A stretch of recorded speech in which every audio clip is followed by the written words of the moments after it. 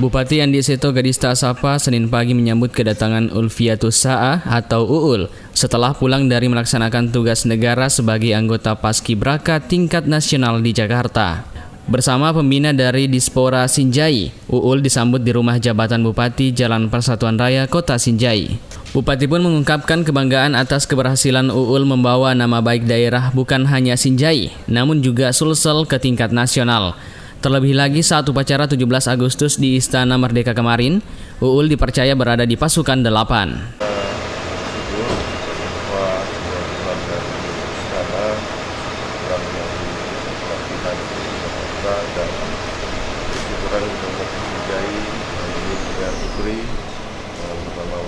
Yang berhasil masuk ke pasukan 8 tidak salah kemarin menurunkan bendera ya. Siap.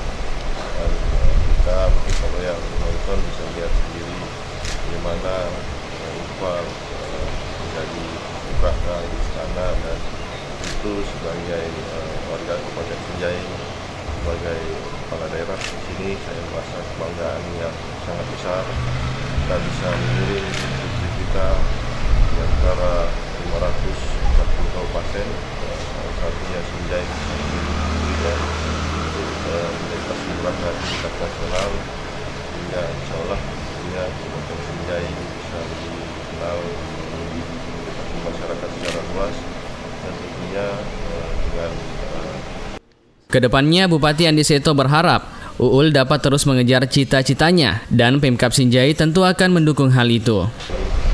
Secara bantuan dari resmi pemerintah tadi sudah disampaikan oleh Ketua Panitia, sebenarnya Ketua sendiri karena prestasinya sudah mendapatkan beberapa tawaran juga hasil dan beberapa keistimewaan untuk kedepannya kalau ingin masuk ke instansi pemerintah seperti kepolisian,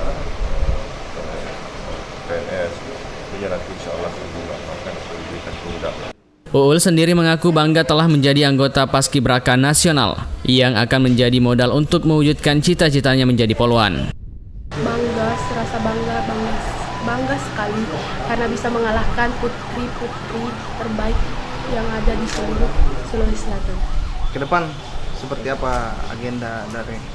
Agenda kayak melatih fisik, tetap melatih fisik, mental, mengatur pola makan. Karena kalau ingin mendaftar Akpol harus postur tubuh dan mental yang kuat harus dibutuhkan.